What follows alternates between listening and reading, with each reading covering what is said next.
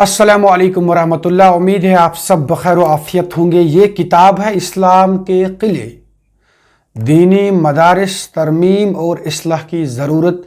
इसे प्रोफेसर मोहसिन उस्मानी नदवी साहब ने लिखा है। छोटी सी किताब है ये, 40-50 सफ़हात पर ये मबनी है।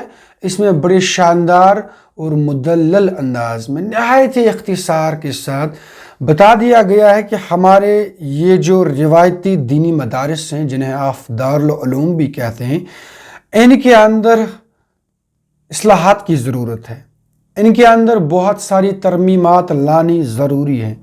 इस किताब के अंदर इल्मी नुक्ते निगाह से बराह रास्त मौजू पर खामा फुरसाई की गई है और इनके अंदर जो इल्मी पिराये में कमियां हैं, कोताहियां हैं, उनको बयान कर दिया गया है।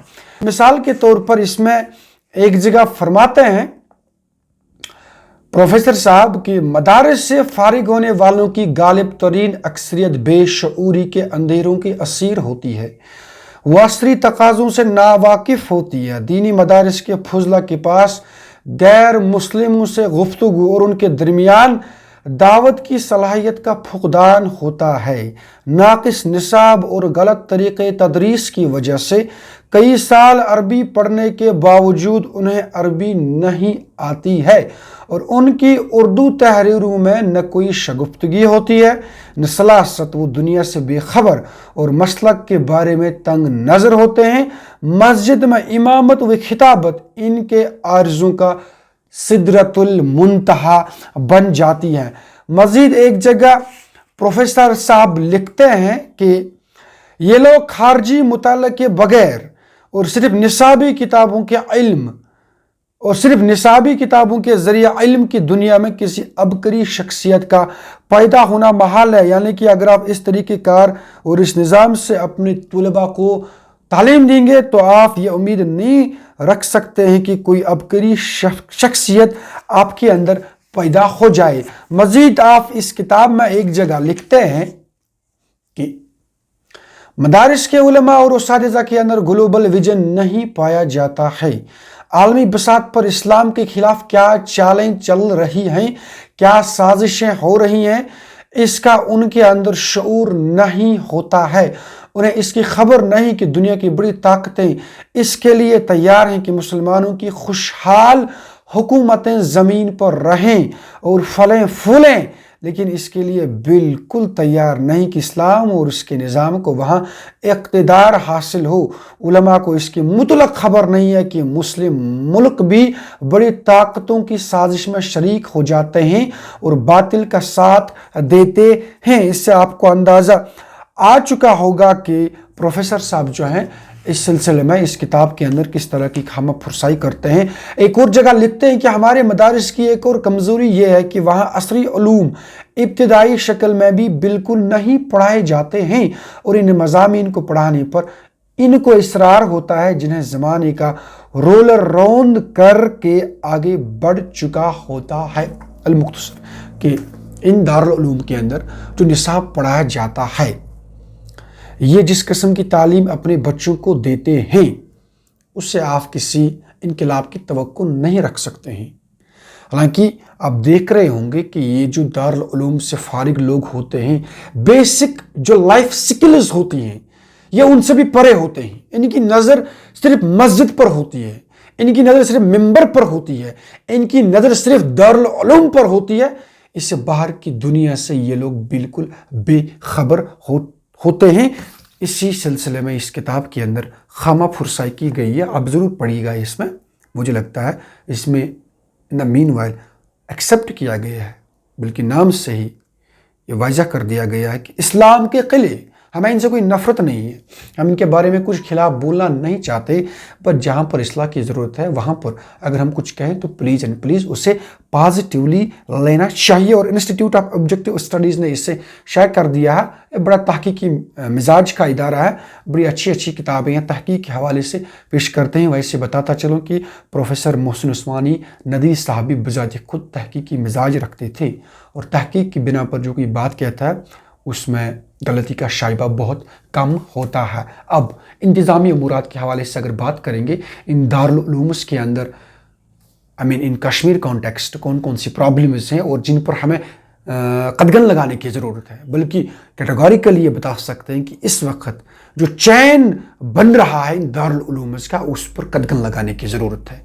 नहीं चाहिए मज़ीद दारुल उलूम्स। आपने ऑलरेडी जितने इस्टेब्लिश कर दिए हैं, पहले उनकी पर्दाख्त ठीक करो, पहले उन्हें संवारो, पहले उनका हिसाब किताब ले लो, पहले उन्हें कहो कि भाई आपको ठीक तरीके से चलना है। बताता चलूँ कि इन दारुल उलूम्स के अंदर प्रोडक्टिविटी नेगेटिव इन रिटर्न है। By negative in return I mean जिस किस्म के रिसोर्सेज ये एम्प्लॉय करते हैं, जिस किस्म का सरमाया लोग इनको देते हैं, उस लेवल की प्रोडक्शन ये नहीं कर पाते हैं। And by production I mean इनकी वजह से समाज में कोई बेहतरी आनी चाहिए, समाज में कोई बदलाव आना चाहिए। यहाँ से जो फारिग लोग हो जाएंगे, हमें लगनी चाहिए कि भाई नहीं, ये कोई लाल है, ये कोई गौहर है। That's why I am saying कि consequent upon the resources that are being employed in these Darul Ulooms, the results are negative in return। बिल्कुल वाशकाफ ये भी मैं कर देना चाहूँगा, अक्सर देखा गया है, इल्ला माशाल्लाह, I am not saying 100%, exceptions हो सकती हैं, बट बाय एंड लार्ज आपने देखा होगा कि इन दारुल उलूम्स को अब पैसा कमाने का एक जरिया बना दिया गया है।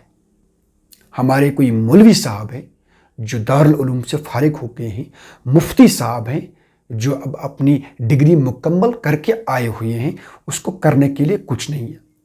कोई पुरानी सी बिल्डिंग देख ली, उस पर एक बोर्ड अवेजा कर दिया, चंद दूर से बच्चे लाए और फिर ये गांव गांव गली गली जाते हैं लोगों को इन बच्चों के नाम पर, उस दारुल उलूम के नाम पर।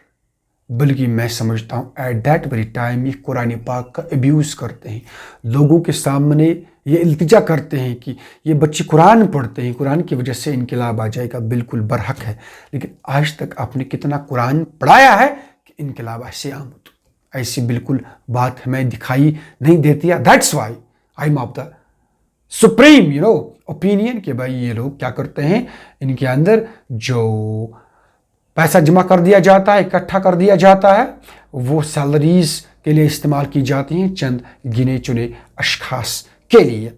एक और बात, इनके अंदर आप अकाउंटेबिलिटी नहीं देखोगे। क्या आपने अभी तक आज तक देखा होगा कोई दारुल उलूम गोशवार पब्लिश करता है एनुअल अकाउंट स्टेटमेंट, जहाँ पर वो बता देगा कि हमने इतने पैसे हासिल किए और यहाँ पर हमने खर्च कर दिए, इन मदों में खर्च कर दिए, ये रहे हमारे रसीद बुक्स, यहाँ से आया हमारा पैसा, यहाँ चला गया हमारा पैसा।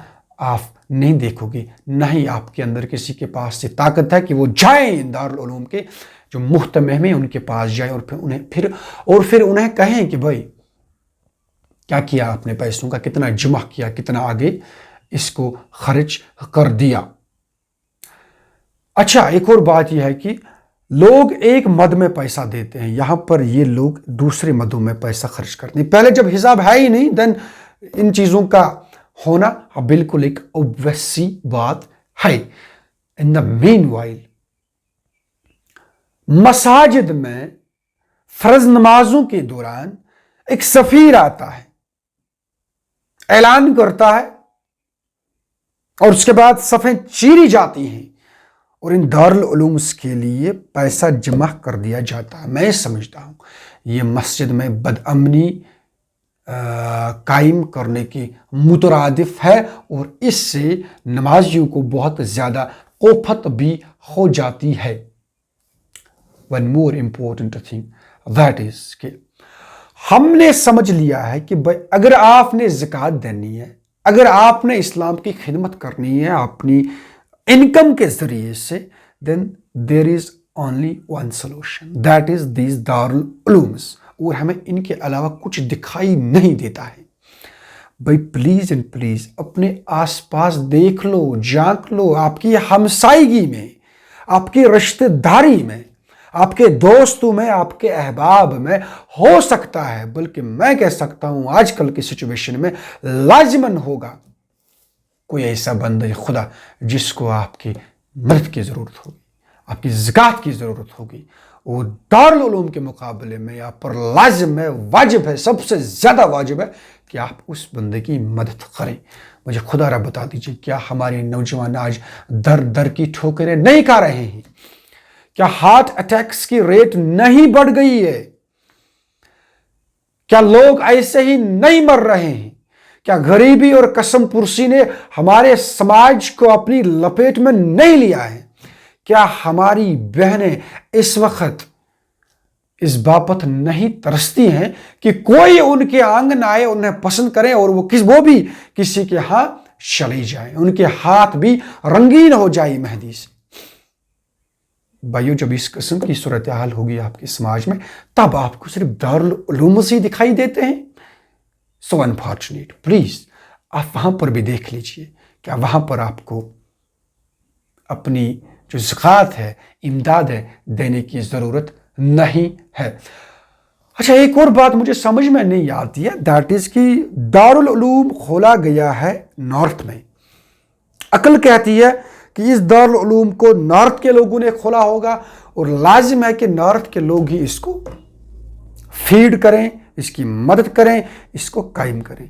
लेकिन ये नॉर्थ का सफीर साउथ चला जाता है, साउथ में लोगों से आह बिगा करता है कि भाइयों खत्म हो चुके हैं, बच्चे हैं, कुरान पढ़ रहे हैं, वो कर रहे हैं, ये कर रहे हैं, पैसे नहीं है। मैं चाहूंगा कि साउथ के लोग वाशगाफ अल्फाज में इस सफीर से कहें, प्लीज आप वापस चले जाएं। अगर आपने अपनी कम्युनिटी में, अपनी मोहल्ले में दारुल उलूम खड़ा कर दिया है, लाजिम है कि वहीं के लोग आपको आपके दारुल उलूम की मदद करें। अकल का तकाजा है। और यह भी आप याद रखें कि वहां पर दारुल उलूम उसके अंदर किस किस्म के बच्चे आपको दाखिल करने हैं।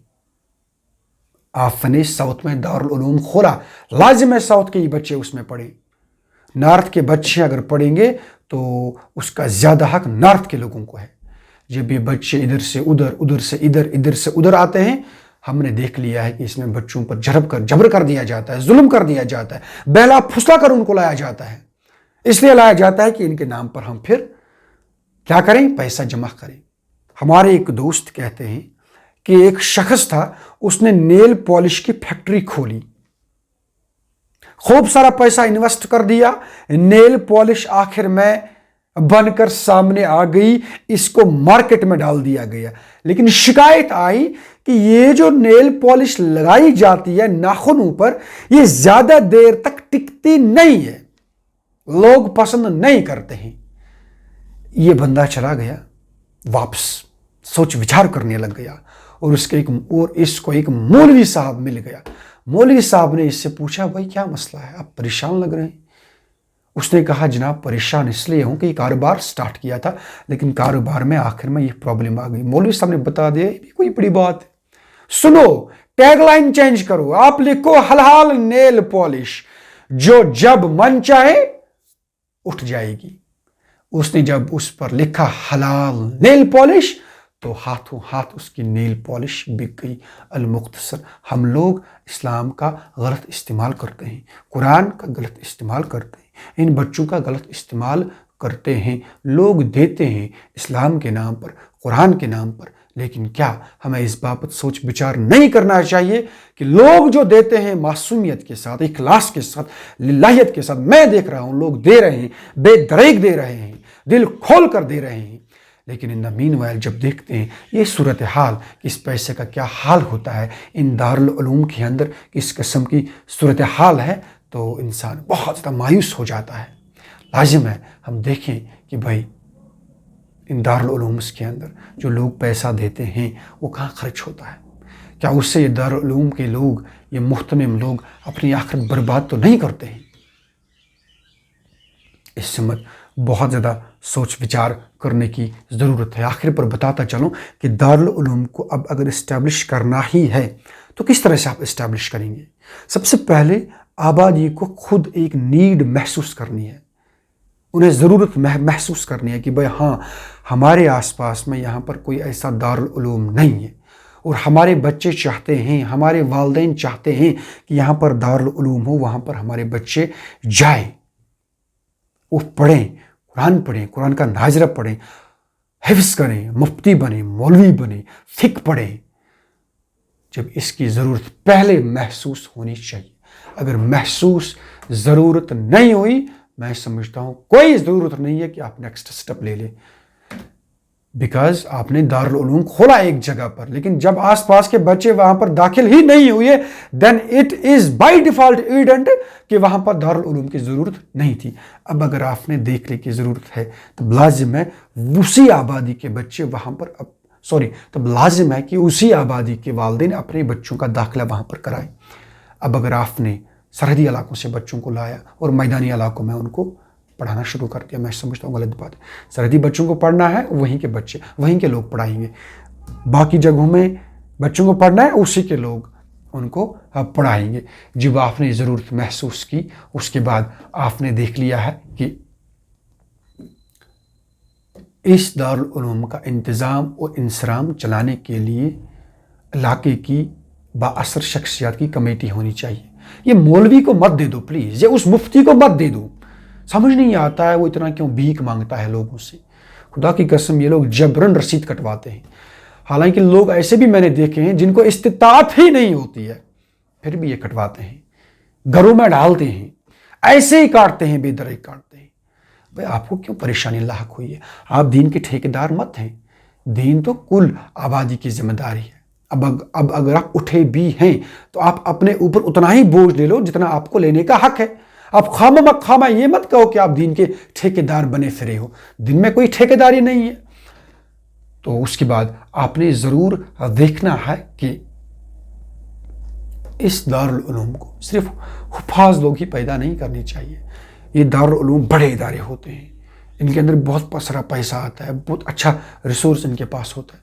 تو کیا یہ اس سیکٹر سے تھوڑا باہر نہیں آئیں گے؟ سوشل سروس میں یہ کام نہیں کریں گے؟ ریسرچ اینڈ ڈیولپمنٹ یہ کام نہیں کر سکتے ہیں؟ کوئی اشاعتی ادارہ یہ نہیں چلا سکتے ہیں؟ آج کل کے حالات کے مطابق جس قسم کی ضرورت ہے, کیا یہ ان کو فلفل نہیں کر سکتے ہیں؟ صرف اسی پر ہمیں قناعت نہیں کرنا ہے کہ آپ کو صرف حفاظ پیدا کرنے ہیں, آپ کو صرف مفتی پیدا کرنے ہیں. ان کی ضرورت ہے, I'm not saying ان کی ضرورت نہیں ہے, but we don't have to restrict ourselves only in that. With these words, I am once again, putting forward a very candid request to the concerned. Please let us think about this. ہمارے جو بڑے عالم لوگ ہیں, مفتی صاحبان ہیں, ان سے میری درخواست ہے, پلیز ایک سنگین مسئلہ بن چکا ہے, پلیز آپ اس پر سوچ بچار کریں. اور سمجھ نہیں آتا ہے اگر کہیں کسی کو دارالعلوم کھولنا ایسے ہی کھولتا ہے. There is no one to tell him. ان کی طرف سے, علماء کی طرف سے, جن کو ہم کہتے ہیں آپ کھولیں نہ کھولیں, ضرورت ہے نہیں. تو پلیز ان سے میری درخواست ہے گائیڈ لائنز مقرر کریں, اور ان کے اندر بتا دیجئے کہ اگر آپ نے گائیڈ لائنز پیش نہیں کی, ہم عوام میں بتا دیں گے کہ آپ کے دارالعلوم کی کوئی حیثیت نہیں ہے. اس طرح کا اعلان جب عالم لوگ ریاستی سطح پر کریں گے, مل جل کر کریں گے, ایک پازیٹیوٹی ہمیں ڈیفینیٹلی سامنے دیکھنے کو مل جائے گی. ود دیز ورڈز, اگر بولنے میں کوئی غلطی ہوئی ہوگی, ویسے اس کا قطعی طور پر یہ مطلب نہیں ہے ہم ان دارالعلوم سے نفرت کرتے ہیں, واللہ نہیں, بلکہ ہم چاہتے ہیں کہ ان کے اندر اتنا سارا ریسورسز جب ڈالا جاتا ہے, ان کے رزلٹس اچھے ہونے چاہیے. بس ہم اخلاص کے ساتھ کہتے ہیں, للہیت کے ساتھ کہتے ہیں. جزاک اللہ خیر. السلام علیکم ورحمۃ اللہ.